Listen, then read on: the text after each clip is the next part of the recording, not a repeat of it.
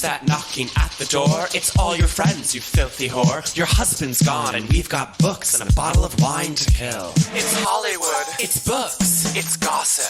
I'm shook. It's memoirs. It's martinis. It's Studio 54. It's Fellini. Celebrity Book Club. Come read it while it's hot. Celebrity Book Club. Tell your secrets, we won't talk. Celebrity Book Club. No boys are allowed. Celebrity Book Club. Say it loud and proud. Celebrity Book Club. Buzz me in, I brought the Cuervo. Hey, best friend. How the hell are you? Good. Happy Monday friggin' afternoon to you. You're looking totally back to school vibes with your outfit today. It's giving in 13 Going on 30 when Jennifer Garner does the redesign of a magazine and is like, no one wants to look at sad models. They want to look at happy people, and just makes like the most Kohl's like back to school catalog photo shoot. The way she was so trad in that movie. Because she was like, actually, it's not about drugs and being thin. It's about babies and the suburbs. And varsity jackets. Anyway, you're wearing kind of like a totally faded polo rugby shirt. Big faded polo rugby. Blue American jeans by Calvin Klein. Yeah. I'm feeling super classic today because, first of all, it's finally fall. Thank you very much. Finally. The weather in New York, I have to say, No. I think it's one of our best Septembers yet. Okay, because sometimes I feel like it's so 90 for so long and still humid, and I just feel like there's been a crispness. I mean, I forgot there were seasons, darling. I mean, as we all know, climate change, it's awful in the world. Darling, it's awful. And, you know, every year goes by and the summer's a little bit longer and a little bit hotter, and we kind of get used to the 90, the 95, the shorts. Even to October. You know, I remember working at a virtual reality festival in early October in Staten Island, and I was sweating in the Microsoft booth, but I was like, oh, I have to like dress semi-professional, as in just like wear pants. And I just remember being so sticky in my polo and pants in the Microsoft tent. No, we don't think about the people who are affected by climate change. People who have to work booths. Sometimes you're like, oh, people who live on Outdoor. coasts or in the Philippines or, you know, in more kind of tropical temperatures. But what about conventions and booths? People of booth experience in the Northeast during these long, hot summers. Are you still reeling from our insane dinner at L'Avenue at Saks Yeah, Fifth sorry. Avenue? It's a little crazy to just be so like, act like everything was just how Which- it was last week. We'll talk about this in the VIP lounge, but yes, we did have To give you a dinner. taste, if you aren't a subscriber yet, Yeah. we went to L'Avenue at Saks. An exclusive restaurant on the top floor of Saks Fifth Avenue that was closed down for our pleasure. But it was still like open because there were still like insane women there with like so There many was- cat faces. There was insane like Upper East Side plastic surgery faces that were leaving the restaurant as we were entering, but Right. We got to stay there later. yeah. Feels like And- they were like, why are all these like kids Total and like freaks here. SoundCloud rappers like coming in? We need to go. I've literally never felt more fabulous. No, that's not true. What about on your wedding day? I mean, my wedding day at the court in Pensacola. No, I mean, I would say walking into Saks, like when we were all fiending for a Mickey Blanco's omelet. No, then it did get like a little bit more post-apocalyptic when it was very like we weren't getting served food. But we'll save all. Anyway, I we'll just give you want to the give everyone a breakdown. taste. Yeah. Anyway, so that's what you In the have to look VIP lounge. forward to.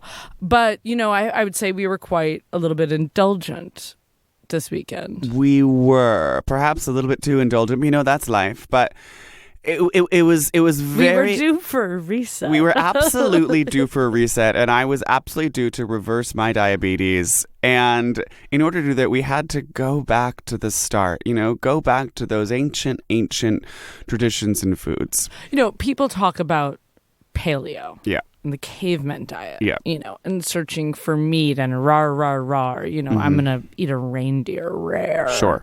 But before that, Right.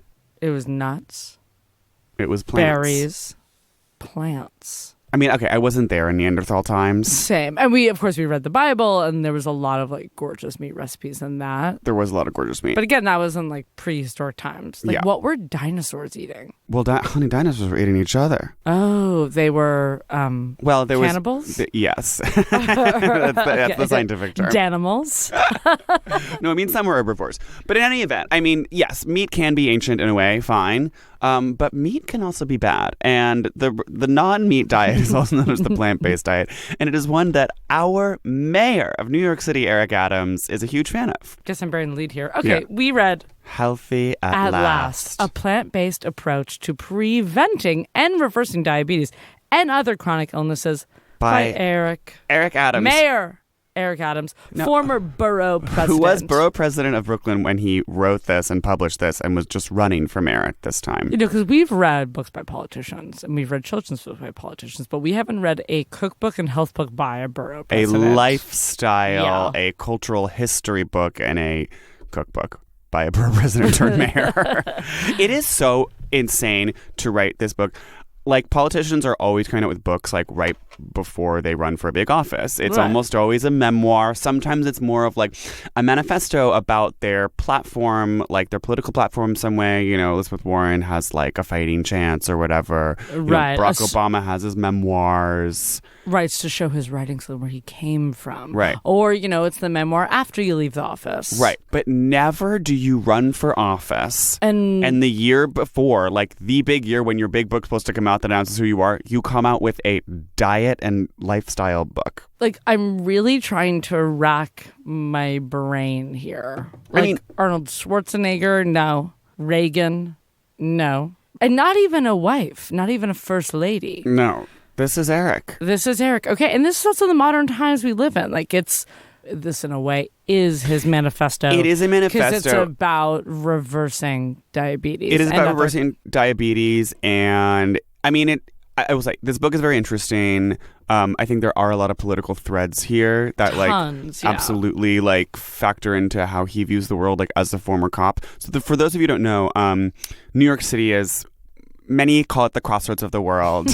It's super diverse, and there's a huge police force. And Eric Adams is a former cop and now is our mayor. And he won election last year in a crowded Democratic primary. Super crowded. And everyone was saying, oh, go Maya Wilkes. Maya Wiley. There was Who kind is of Maya Wilkes? Is that like an author? I think you're just making people up. Okay. Anyway, she lived in Dimas and she went to the same bagel place as me. Maya Wiley, yeah. Yeah. There was like a big like push for what of the like the sort of leftist progressive kind of would be. And they kind of, there's a lot of like no one could really like rise to the top, and then the cop won. And everyone, I feel like the kind of the center lib parents really wanted Catherine Garcia, who was like head of like the trash union. Former trash. And then me, like former Scott Stringer employee, was being like, everyone vote for my friend for Scott. My friends, like my dad's friend. Everyone's like, no. And then he got me too'd like during the campaign. And then like that other woman. And then Maya Wiley was trying to be the one who was the most just like Ditmas and like normal MSNBC granola like TP for the 7-year-old named Langdon in the guest room. But then of course she got like 2% of the vote. Anyway, Eric Adams is our mayor. He is vegan. He is very into crypto. You know, he's the modern mayor in this way where I feel like it's like this is his Gotham now. He's pro nightclubs, but he's also like pro condo. Yeah. But is anti fast food. Yeah, I mean he's like Bloomberg but having a lot more fun. Yeah, he's Bloomberg at the club. Yeah. And like his suits are also very tailored, and he is a member of the Bond Club. And he always goes to Osteria La Baya. And there was a viral video a few months ago of him and Cara Delevingne where he's just... I feel like he was at L'Avenue at Saks, like, in that video. And he's just standing still. And I feel like that was the first video also where people were like, wait, Cara Delevingne like, has a problem and is like a huge meth head alcoholic. Yeah. And she was like, gyrating like on the mayor, and he's just kind of like, okay, cool, got it. So Eric Adams is not married, but he has a long-term life partner, de facto. He always uses these phrases. He's always just like, my better half, like my lady, Tracy, and she is like head of like the superintendent of all New York City public schools, or something like that. Was she that before? Yeah, before, because he's like, you think my job is hard? Well, Tracy's job is even harder. She works 12 hours a day. And when we like reverse... Wait a minute. I thought Tracy was his sister. What? Tracy is his lover. But he goes on it with his sister. No, that's his girlfriend. Wait a minute. Okay, Wow. now... Okay, wait. This is changing the book a little Because they live bit. together, and you were like, wow, he lives with his sister. Why are they like... No, doing but all he was these- like, and I call my sister because we do everything together. No, that's his girlfriend. He also gets his sister and his mom in the diet, but Tracy is his girlfriend. Okay, so anyway, the premise of the book is our vegan crypto mayor. He is I want to say he's like a 40-something borough president, and he's overweight, and he goes to the doctor, and they're like, you have diabetes. And He prefaced it by being like, in my family, it was just a ticking time bomb. Like, everyone had diabetes. Yes. And kind of talking about how a lot of Black people are prone to diabetes. The Black community, diabetes is a huge issue, and heart disease and obesity and early death. And he talks about, the confluence of factors, socioeconomic and the health disparities that contribute to this, and also diet. Okay, this is his girlfriend, Tracy. Yeah. Oh, okay, she's gorgeous. And they're at the Met Ball, and if you look at their insane outfits, like, he's in this kind of, like, tree of life tux. Yeah. And her dress has some text that says, like... It has text. It looks like it just has this kind of, like, gorgeous fern growing over it. They both kind of have that hollowing of the cheeks that people who are vegan get, which also Mark Cuban has and Moby has, and which I may start to have as I am now plant-based after reading this book starting yesterday.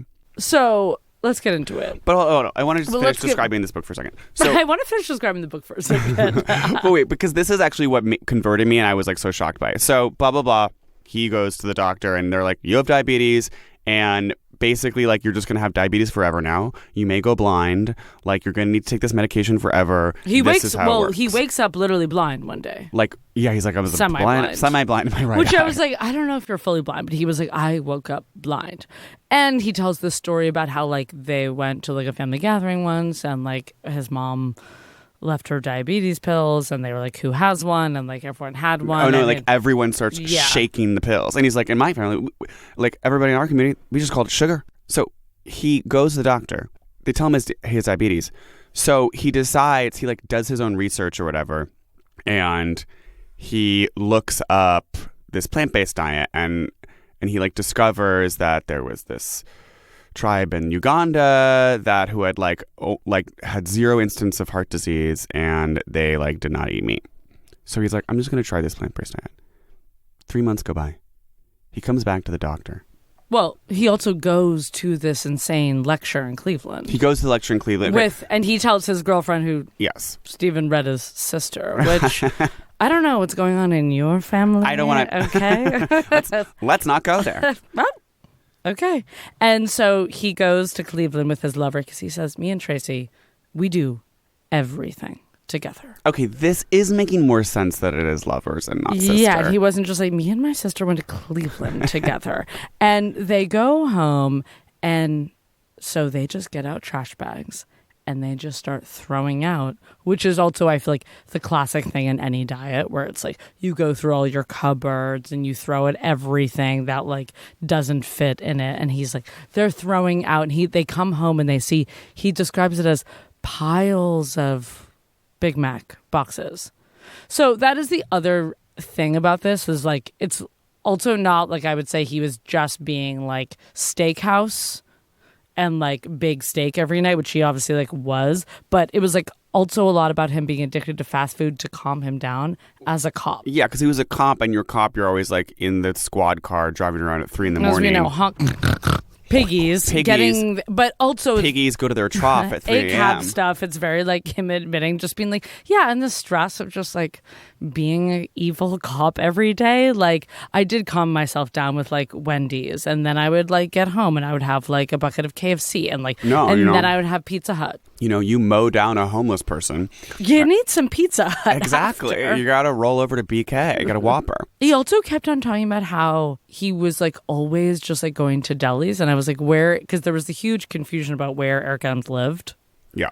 And everyone was like accusing him of only living in New Jersey. He was like, no, reporters come over to my house, and they go over to his house, and it looks like this house has been like so staged, and it was just like one bed. It was like one bed, and it was just like all the books were like thrown in the shelves, but like like backwards and like side to side, like some of the books were just And he's really trying to prove in this book in the beginning of like how he's so New York and like he's like, so I'm always at the bodega. And here's the thing, when you can only shop at bodegas, because I live in New York City as a bodega goer, Right. is that there's actually not a lot of fresh vegetables at bodegas. And you're like, okay. no, I Yeah. mean, Right, you're not driving home to New Jersey to like a huge supermarket. the simplicity of some of Totally. the descriptive sections of this book, where he's just like, sometimes at a bodega, it's hard to find fruits other than Welch's fruit snacks or a fruit-based candy or Sour Patch Kids or a fruit ice cream. And you can't actually find any fresh fruits, which you actually need to go to places like supermarkets to find. And he's like, sometimes actually at bodegas, you can find small packages of almonds, which are in nut. And they're sold in small deli packages. Again, I live in New York City. I go to delis. Okay, so he may or may not live in New York. However, he goes and plans his diet. Here's Do the you part. think him and Tracy really, I guess this is totally new to you, by the way, that like he has a girlfriend. When he said me and Tracy do everything together, I was like, I don't believe that. Oh, like you're not seeing her around. I guess Yeah. now there are these photos of them, like the meatball, but I'm like, I feel like I'm constantly seeing photos of Eric Adams, like Not with her around, girlfriend. not with the girlfriend. Yeah, I think she's going to bed, and he's like whining and dining so many realtors at Osteria La Valla. Right. And this again is him proving that like Men are they dogs. that they have this amazing relationship that they, do together. Although I could see it as like maybe they were a little bit more of a unit before, and now he's just so busy. TFW, your man stops Your man's- being borough president. Yeah, and it's just like now he has no time for you. So 3 months later, he goes to the doctor. The doctor's like, whoa. He's down 30 pounds. That was also, by the way, a shock of this book, is that like the whole thing is about, it's really not about like losing millions of pounds. Like when I started this, I thought he was going to lose 90 pounds. It's really about him losing 35 pounds, Yeah. but reversing diabetes. Yeah, okay, well, you just gave away like the huge part of it, but yes, okay. I mean, we're having a... Okay. You're the one on your period today. Lily, let me finish describing the book. Lily, you gave it away. Well, this is the exciting part that makes the book like such a page turner, because it's like he goes back to the doctor and he loses, as what you're calling, the 35. The 35. And the doctor goes, I've never seen diabetes medication work this well. Your A1C levels are down. They were like through the roof before his like blood sugar levels. And now he goes, it's like you were never even diabetic.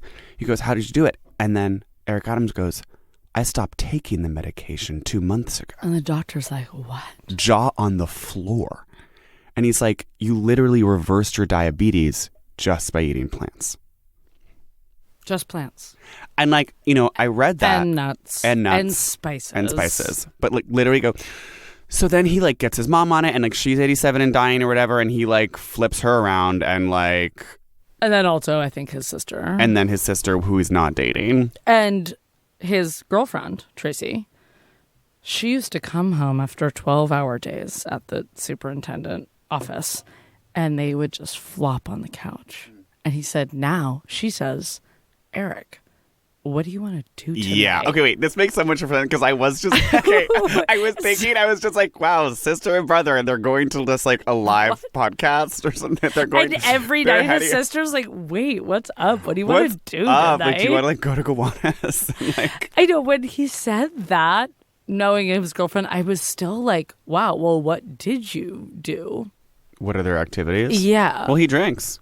He does drink. So let's, I would love to read the drinking passage. Oh my God, the passage on alcohol. So what about alcohol? Because that's a question in everyone's mind. You know what I mean?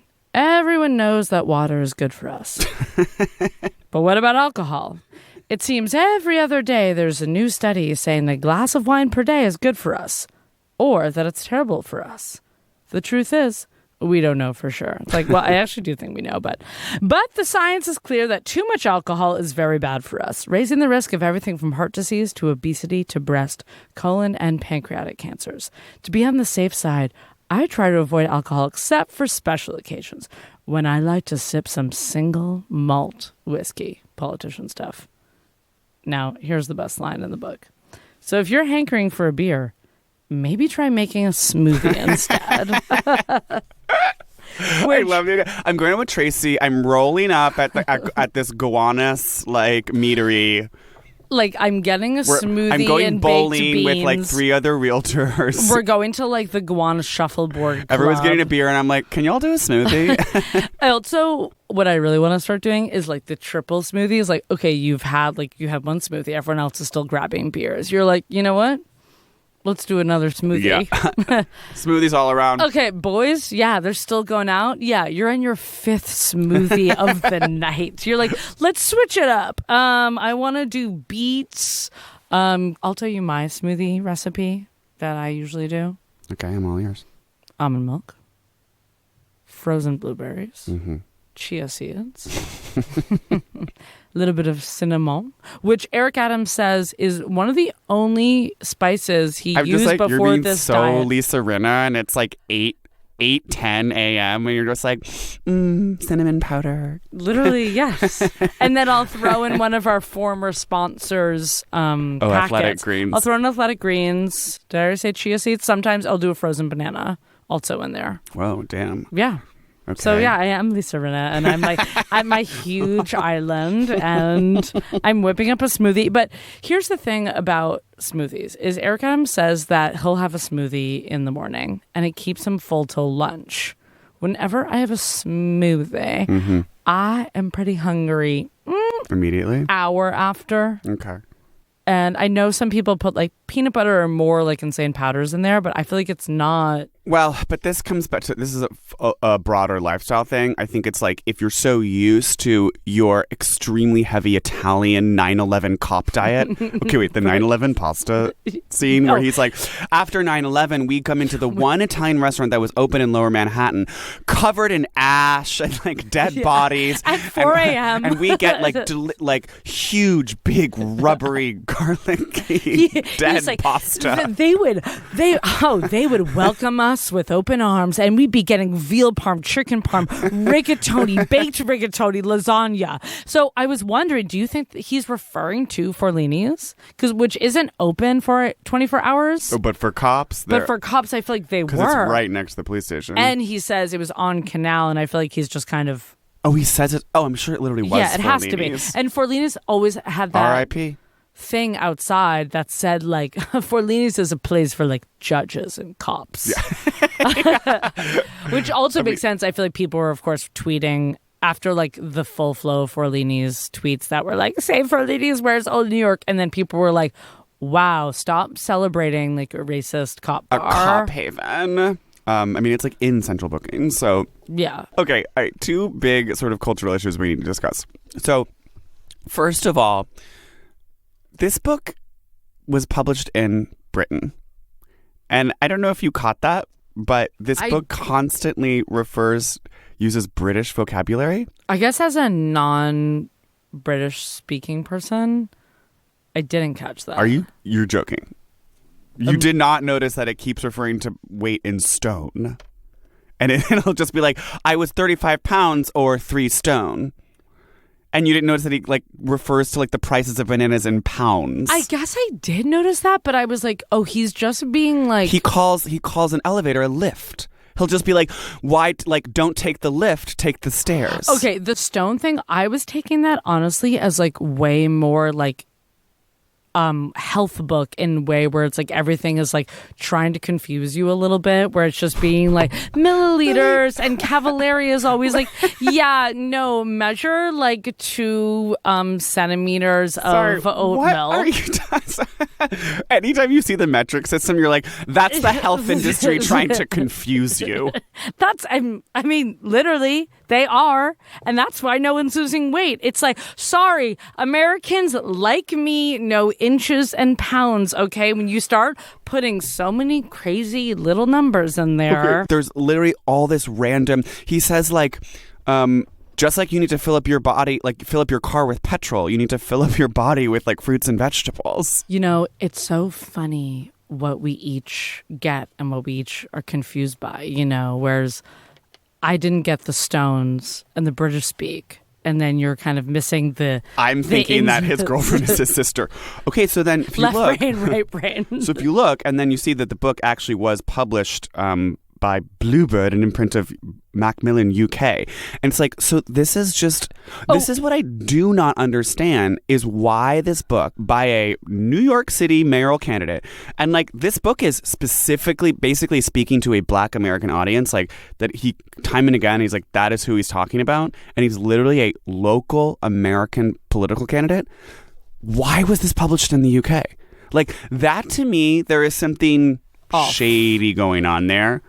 And I'm like, the reason I can think of is maybe it's because he needed this book to come out before he was running for mayor, and like the American like queue was like too full for books, and like but the British and this printers need to happen were like fast. And I'm like, it needs to happen fast, or there's some other really random tax reason. Because it is also so him how he like doesn't actually live in New York, and he like lives in New Jersey. Like, oh no, I love bodegas. I buy everything at a bodega costs £3, and my girlfriend and I do everything with each other. And she's like, totally not my sister. I'm just like yet another. I mean. He just is so random and spy, and I do feel like, but he's also so Trump and just like hiring all his friends, and he's just like, right, because like his brother's like his head of security, and and like he's hired like his best friend or something to be like head of the schools or something. He doesn't even feel like almost even like New Jersey to me, and we'll obviously get into this. How does he live? But like he feels like almost a little more cartoon character, where I feel like he does have like a set of buttons that can like do powerful things. I guess my other theory, this is what's British. Instead of saying food desert, he says food swamp, which sounds so British. Like, hey, you live in a food swamp. Yeah, it's really, really Cockney random. Oh, and just like, by the way, do come to our London show, October 18th. October 18th, get those tickets, mate. Link in the board. Food swamp. And that feels a little British and kind of the like, you know, I applaud you if you do stop drinking soda, but it's a little like, now if you do drink soda, like, check yourself. But I do feel like so much of the current language around food is very like all, or at least in like liberal, because now it's so like conservatives are anti-seed oil and liberals are so like, you know. Being like nut. I think liberals are more like Trader Joe's yogurt covered pretzels, like sweets, like pizza, more frozen foods, and like do anything you want. You're and, saying like, conservatives are being more. Well, I feel like new conservatives are more just like Jay Cutler, like cuts, just like they're like maybe that's more paleo. But I guess I'm saying like in terms of the like, I mean, Eric Adams' argument is that all animal based product is bad. Right, and he's saying that. Wait, that anecdote was amazing. Where this book is also, I found it where it's just being like, in a way, it's written where you're kind of like, okay, fiber, and I feel like he's copying and pasting a little, and then he'll say an insane anecdote from a cop. You're kind of like, okay, I'm reading a health book, and then he's like, my friend Larry had been on the force for 87 years, and he loved seafood, and for every meal he would have lobster, snow crabs, scallops, shrimp. And more lobster. And it's just like, and he thought that seafood was healthy and like had no calories. And it's just like, he's having like so much absolute bathed in butter. Yeah, and like, it's the most like fried garlic scallops. Butter. And he's like, so it actually turned out that he had stage 3 diabetes. Yeah, and then he had a heart attack and did die. And he was only 53. And you're like, this book is just only in extremes. And he's like, either you're a cop like eating a crab boil in your car, then getting Burger King, like, or actually, like, you can only have plants and smoothies for the rest of your life. Right. Celebrity Book Club.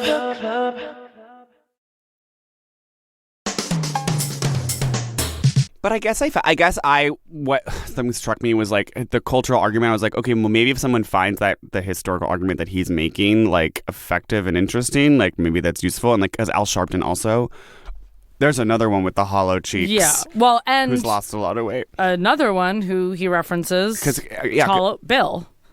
Oh, de Blasio? Clinton. Oh, God, Bill, of course, yeah. Okay. And he talks about, well, you know, Bill now has, you know, wakes up and he has my Lisa Rinna smoothie. Yeah. And Bill now is also hollow. Yeah, hollow-cheeked, but is not dead. And no. But Al Sharpton is also like, no, I'm not going to be on the slave diet. Like, I am going to have, like, and like now, and like how he, like, Al Sharpton takes Pete Buttigieg to Sylvia's to like show him like what not to eat, but then Pete Buttigieg like is having. Of course, like Pete is like meeting Al Sharpton at Sylvia's and like kind of eating the fried chicken, but also kind of not and leaving. Yeah. Anyway, it's sketchy that this book is British. But okay, but then also the part where he was like, and kale was brought to Africa by the colonizers. And he's like, but then he's like pro kale. And I'm like, you could just as easily say, well, then kale's bad because it's like colonizer food. Colonizer kale. That's why it's just like, I think we should like leave the cultural arguments at the door when we're talking about the healthy choices that we're making. Well, it's also like this thing of being like, no, don't like eat this cultural food that's like heartwarming to you because like it's actually like a bad. It's like you could just find a good or bad story about anything because everything is always like absorbed and you can make new meaning out of foods all the time. Like I definitely understand his argument, but it's also like, well, then to like ignore all this like culturally important food and be like, it's all bad, never eat it, like seems extreme. Well, yeah, it's because it's just a little bit arbitrary how you're making a different story of it. I mean, the fact of the matter is a ton of fried meat all the time bathed in salt and sugar is bad for you. And if you're a cop and you eat it 900 times a day, followed by 4 a.m. Italian. It's like for the most part, he might be right. So I'll say this. I started the plant-based diet yesterday. Okay. I feel amazing. I mean, I was already like eye rolling back in my head of you like having like one apple and being like, my life. Okay, well, I'm sorry. Changed. Okay, well, why don't you try it and then you make fun of it because it's actually working for me. Oh, okay, sure. And it's reducing inflammation in my body and I'm feeling like I have more energy. I made a beautiful lentil dinner last night. Okay, tell me how you prepared it. I made the lentils in water. Mm-hmm. And I made a side saute of onions, pepper, garlic, ton of red wine vinegar, and fresh basil from my basil plant that I grow. From your garden. From my garden. Yeah. From my indoor garden, my hydroponic garden. It's not hydroponic. And then fresh tomatoes that I like arranged like just on top of the kind of presentation at the end. No, I'm so supportive of your plant-based diet because I have also today not only started the plant-based diet. You had your Lisa Rinna smoothie this morning. But with this morning I had cashew yogurt, which I'll admit it's not as nice as Greek yogurt. Wait, so did you start the plant-based at night or what did you have in the morning? In the morning I had like a handful of nuts. What nut? And the seltzer. Okay. Yeah. Nuts and a seltzer. And then nothing to the lentils? I had hummus and some crackers, which were vegan. Okay. Amazing. And then some like sweet red peppers. I love that. Yeah. Thank you. I was in a way, so I honored like Southern traditions and I had Annie's mac and cheese yesterday for part breakfast. of your rich cultural heritage. My black cultural Growing heritage. up in Cambridge, Massachusetts, which is your ancestors ate Annie's. And then for an early dinner, I had my girlfriend and I got Tibetan, and I would say everything was so plant-based except for the lamb. Like, we got like a tali. It so almost it was like cancels out the lamb. It literally does because there was like a little thing of rice and then just steamed greens and then some like pickled arrowroot beets, lentil soup. Arrowroot beet. I'm actually just guessing it was arrowroot. It was like a white, maybe it was some sort of radish. It was like a crisp, soft but like some sort radish. of root veggie. Yeah. And then beets and then a lentil soup. And then in one, side there was some lamb. So you know what I mean? It was basically plant-based. And that's one of the Eric Adams says is he's like, maybe start with meatless Mondays. Like just start having a little bit less meat in your diet. He's like, you don't have to go cold tofurkey at once. And he says, also tofu, just open your mind. A lot of his tips are open your mind. He would say tofu. I'd be like, that's disgusting. Well, he like keeps like writing this specifically for his community again, which is why it's so weird that it's published in Britain by Hay House. Because he's just like, I know you love this soul food, and so just like a little less soul food on Wednesday and like maybe some more vegetables on Thursday. You're like, okay, I'm sorry. I'll have tofu. Tofu. Okay, but the part where he's like, I don't trust oil. And he's like, actually, olive oil? He's like, sorry, it's good. Like, people say it's a good fat. Honey, that's too much fat. He also says, okay, I'm like, I can't go that's vegan a really with no. good, I can't go even with no. That's the with, segue, and I think I'm going to bring out, I made one of his recipes. Okay. This is the book. This is a huge reveal. The back of the book has some incredible recipes. As you can see, it's because I thought this was actually going to be, this whole book was going to be a lot of recipes. That's really the recipes are at the end. And he also says, not only does he trust oil, he doesn't trust recipes. Yeah. He's like, I don't trust recipes. Like, why do I need to follow this thing? But he's like, but I do have recipes in this book. It's like also so random and evil politician of him. And he's like, there are recipes in this book and you can follow them, but like mostly just like do your own research online. And it's a lot about doing your own research online. And then, you know, come up with your own stuff and get comfortable. But like when he says, there are plenty of ways to cook without oil. I love to saute my vegetables, but instead of oil, I use water, stock, or wine. If I'm baking bread, I use applesauce, a squashed banana, or a sweet potato. But he's saying stock, so he's saying vegetable stock, not chicken stock.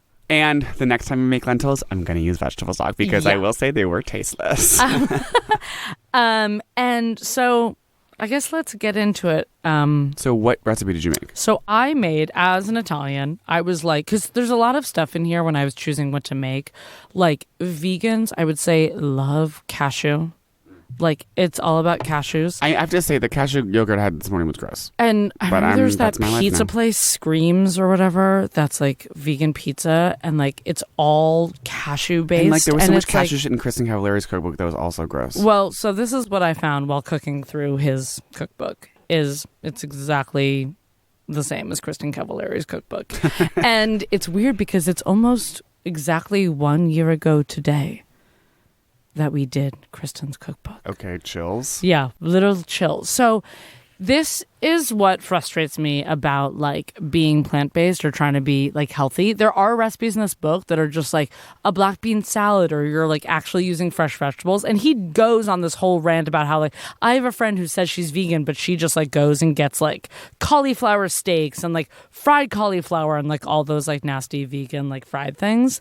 But then what he does and what Kristen does in this is pour cashews and oat flour in every fucking recipe. And it's like, stop with the oat flour. Yeah. So this features oat flour. This is a spicy quinoa meatball. It is quinoa. So I just made quinoa. You reserve it. Then it's onion, bell pepper, 2 jalapenos, carrot, parsley. Saute those. And again, he says, don't use any oil. Right, just use water The or water, wine. no, he doesn't even say that. He says the water from the vegetables will like let it sweat out. Wow. As someone who's cooks, I just know that you can do that with mushrooms. You cannot do that with these vegetables. Yeah. Like it will just It'll burn. just burn and be So I put in olive oil. Sorry. beautiful olive oil. Sauteed them. Then I added chopped spinach, fresh chopped spinach. Okay. This is already incredible. Parsley. About a cup of parsley. Okay. He calls for basil, but I didn't have any. Then you add the quinoa. Mix everything up. Then you remove it from the heat. And you form it. Is that when you form it into balls? Then you add oat flour. Okay. And you're like, girl. Must we? So I took videos What's of all of this. what's wrong with regular flour? Because it's processed wheat. Right. And it's about like adding non-processed things to it. And he goes this whole thing about how like it actually has so much like salt and sodium. I mean, oat doesn't grow in a powder, so that's processed yeah, too. I'm just like, y'all need to stop being so obsessed with oat. No, I mean the word processed at this point, it's very just like, what are we saying is not processed? Well, and he calls that out in this book. Bread. He's like, bread is processed, so you got to bake it. You know what I mean? It's just like, so why is oat flour so much better than? Right, it's not really explained. It's just because it's like not processed like white wheat. And so the moment I had all these gorgeous sauteed vegetables, And you're like, am I really going to destroy it with oat flour? And I saw it made 20 meatballs, so I actually took out half the vegetables and the quinoa and just set it aside for kind of plant-based lunches for the rest of the week. Okay. And I put in the oat flour, less than he called for, and you mix it up. And he says, it will start to bind if you need to add water. And I obviously knew it was going to need water. It's not just going to like these kind of non-oiled vegetables with oat flour is going to be like chunky monkey.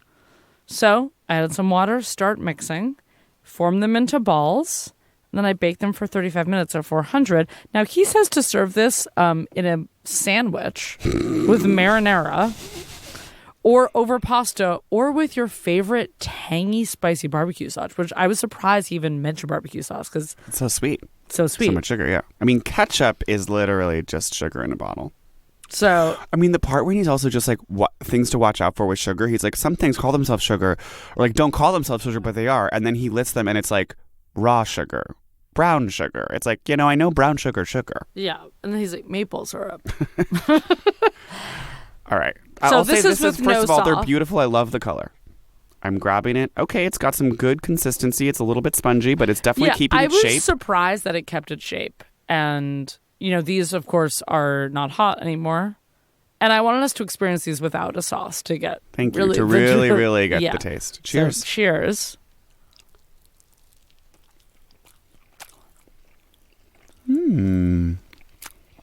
Okay. Yeah, I mean, It's giving some spice. it has an earthy kind of pesto flavor to it. Mm-hmm. Not too much heat. The texture is definitely like a little bit oaty. spongy. In this There's way. a wetness inside Yeah. that I feel like is the kind of a little bit of the oat flour with water, like keeping it together. I mean, the spices I think are good, but there's something with the texture is a little bit like, why? It's almost gel-like, Yes. like a facial gel. Mm-hmm. And the little bits of quinoa are actually doing a ton of the work, I think, Yes, to give me a give little bit it of the crunch. to give it some crunch and And I some have to say, I was surprised when he said just half cup, and I put in the half cup, and it didn't even seem like that much quinoa in it. I think if I was to do this again, which You put I more never quinoa. will, Yeah. I would do more quinoa. I mean, this comes back to, I think, one of my biggest issues with vegan lifestyle.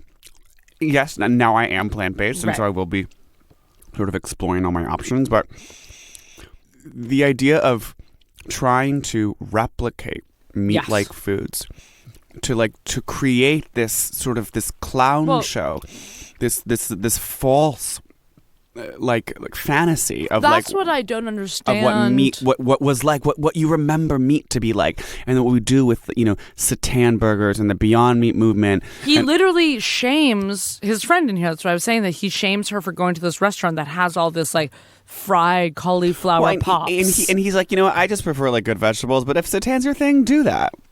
I love tofu. I mean, yeah, tofu's great on its own. I don't need tofu to masquerade as a burger. I hate which is the one that's more grainy, tempeh. Yeah. I hate tempeh. It tastes like dog food. Tastes like cardboard. The only thing he says in this recipe is he says rub your fingers on a lime to avoid them like hurting. It's like a weird like old wives trick. Right, the jalapenos, because he says, and Well, you'll see this when I jalapenos throw are these video in the stories, wear plastic gloves. And I was like, okay, here you are advocating for single-use plastic Yeah. I mean, while being plant-based. he's deeply not like sustainable boots. Missing the memo there. I mean, he has this whole section where he's like, yeah, actually, like, it's way better for the environment to like go meatless, and it's like, yes, we all know that's true because livestock production is just like such a has such a deleterious like impact on the environment. But he obviously doesn't care about that. No, I feel like hardly that's kind of a throwaway. Like he hardly mentions the environment in this. It's really just about reversing your diabetes. So I should probably share that a friend of the pod will call her Miss Diva Gardener. Okay. Met Eric Adams. Oh yeah. He visited her garden. Well, here's some tea. They were like, the mayor's coming, and he was actually going to come way earlier. And she was like, the harvest isn't ready. It's June.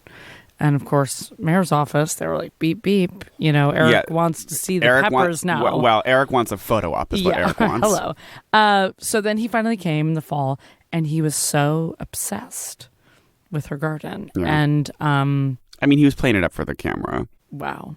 You don't think it was genuine? No.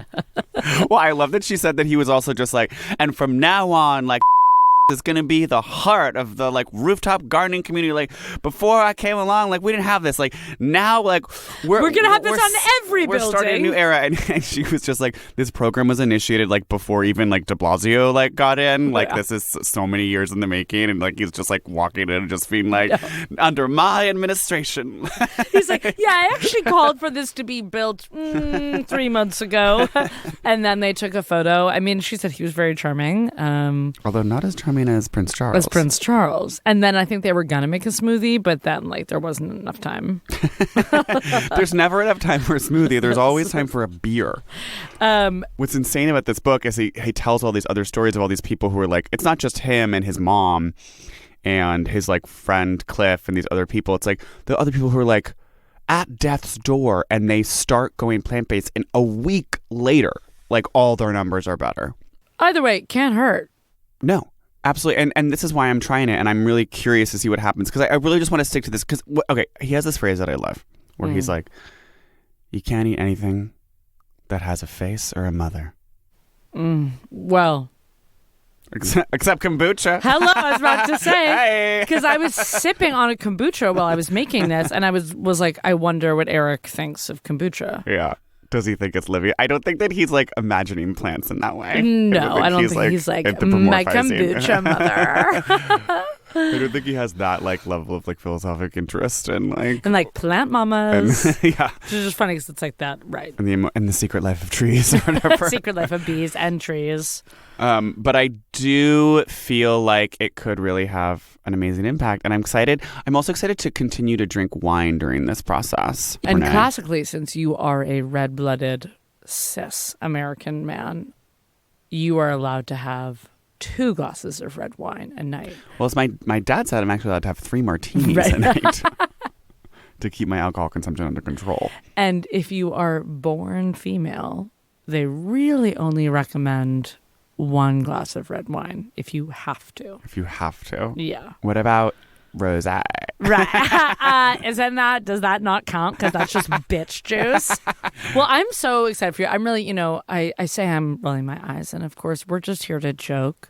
No, I'm just curious to see because I'm like curious to see how it affects my blood pressure, like how it affects other sort of inflammation, my general level of tiredness, like, all of the above. Right. If you're going to get home and say to your brother, what are we doing tonight? Oh, by the way, his sister/girlfriend, she was pre-diabetic and now she's not. Yeah. So the reversal's incredible. I don't know if I'm going to go plant-based, but I'm definitely going to go more plant-focused. Okay. And cut out anything the with 4 a.m. lasagnas. Yeah, maybe it's like nothing with a face or a mother after midnight. I love that. No, yeah. No faces or mothers after midnight. Celebrity Book Club. Segment, love. What does she eat? What does she wear? How does she live?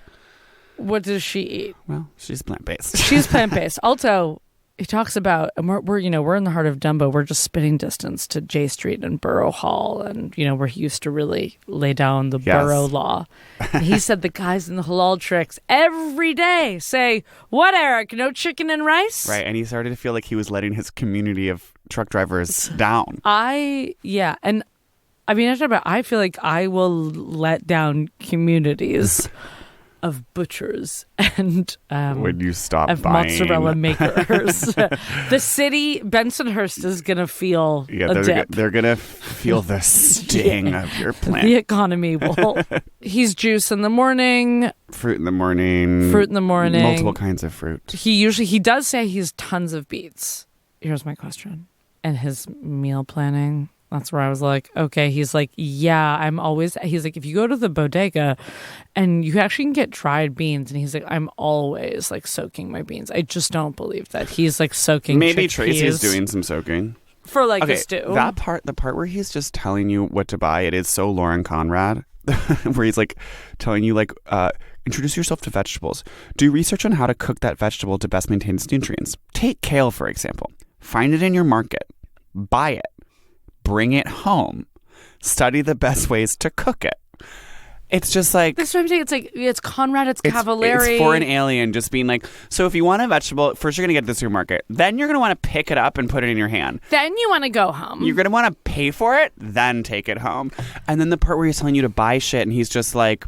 yeah, he has a little chapter just called shopping. And he's like, feels more Cavallari. He's like, I love getting to know like markets in my neighborhood and like checking new markets out. What he says, do you have a good set of knives? You'll need them to chop, mince, and dice all your favorite vegetables down to size.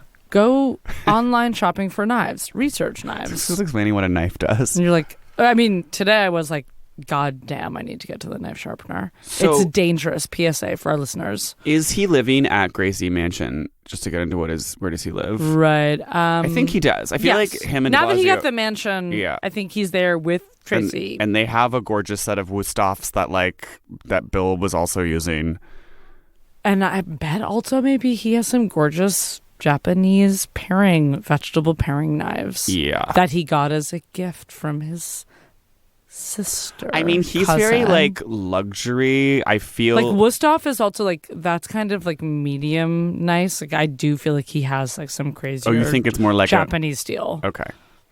Full like one, and it's all like it's like one steel. It's like one note or whatever. It's like made from one continuous piece of ancient One steel. huge ancient steel. I feel like Gracie Mansion's just kind of like boring, stately White House vibes, but like right, like it's big couch, mahogany, heavy. But like, are they bringing in so much of their art? And they have like so many huge vases and like I don't think traditional he's bringing African masks vases. and massive paintings. I think he's bringing paintings. Tracy is bringing in a few masks. Yeah. But like also like not that much personal stuff. I feel like he has like one photo of his son somewhere. When they did that, like the story on the apartment where he obviously didn't live, it was like so chaotic and crazy. And it was like every room was a different color. And like it was like a crazy Zillow that you find that you're like, damn, this place is crazy. It's a little bit like, damn, like you live like this. Purple. And like the bed was so high. And it's like so much laundry on it. Yeah. But I said it because it's like he's so going to Astoria La Baya and he's going to Bond Street and then he's like going to supper clubs and he's out till 3 I don't think a.m. he's decorating that much. Like there's a few paintings and some vases, but I don't like. But I was like, don't you think his personal style is like a little bit more like gilded and like golds and dark colors and like maybe their bedspread is just like gold? No, like dark blue or like black. I feel like old Borough president, he had a black bedspread. Okay. But I do think it's like maybe a cream, a beige. A beige.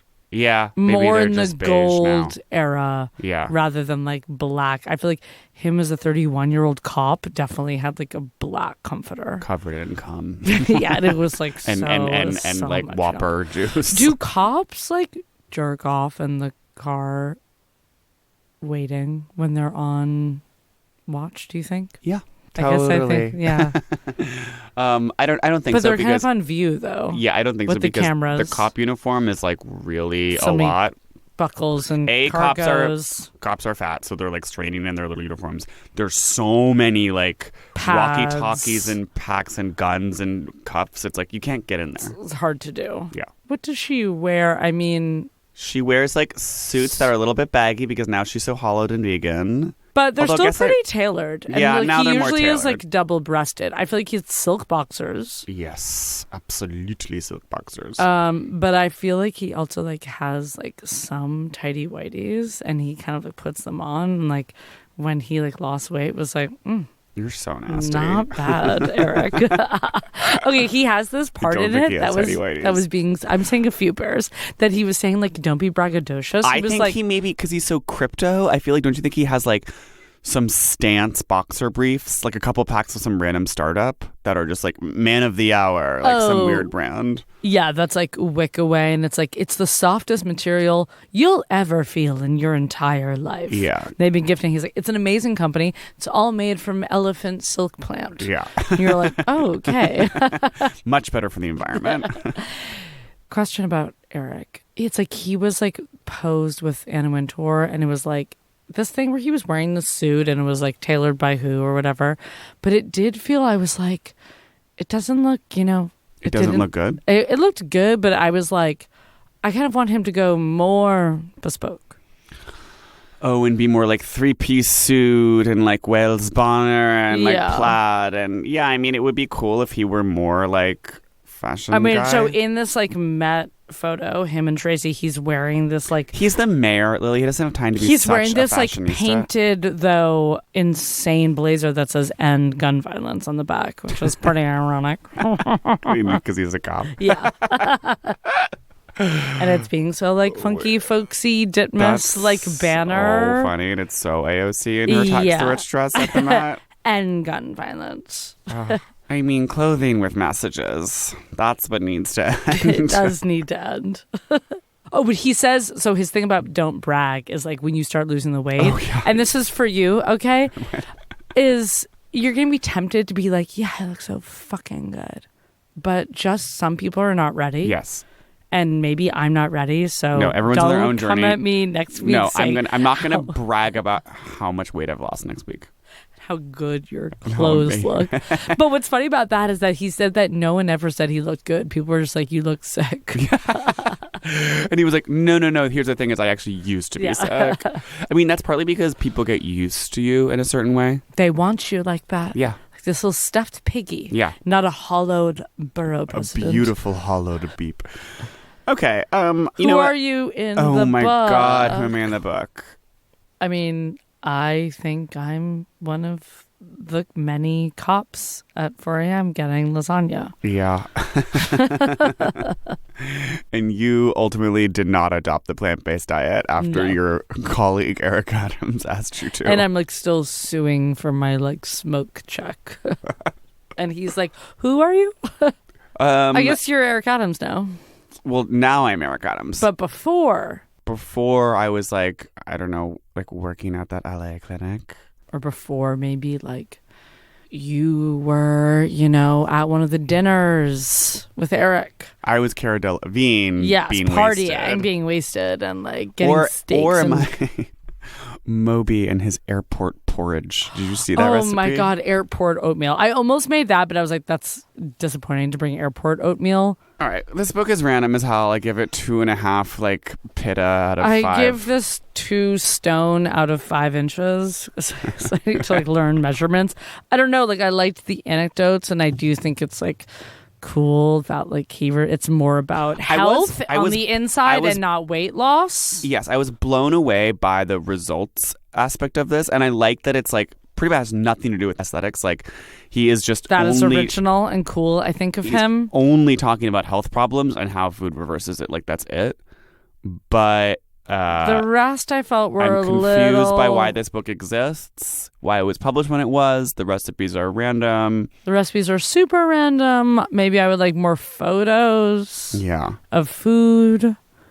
You maybe interviewing more people or something like that, being a little more constituents about it. And it's and the data is a little bit like where AC1. Yeah, are you getting this from? And it's from the Hay House report. Random anecdotes.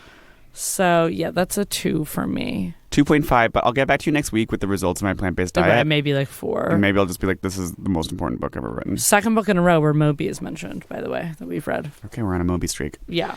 A Moby strip, if you will. Listen. Wow, things kind of got crazy, I think, because it's a really personal... This was a really personal journey. One of the most personal episodes we've done. Yeah, of history, food, politics, and culture.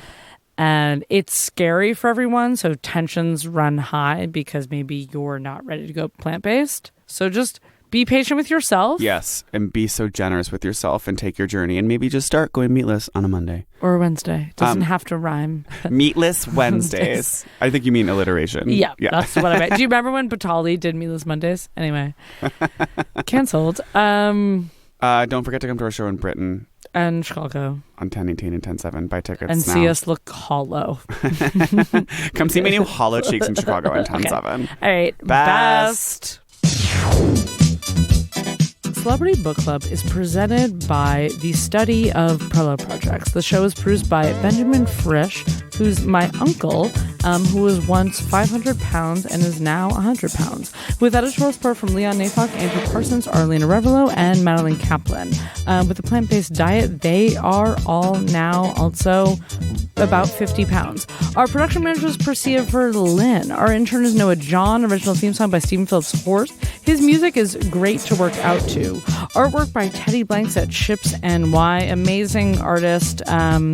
I've never met him, but I've heard good stuff. Follow us on Twitter and Instagram at CBC The Pod. Subscribe to your favorite podcast app. Leave us a review. And don't forget to tell your friends about us. Spread the word. And don't forget to go to patreon.com for access to the VIP lounge, recipes, and our exclusive bonus podcast.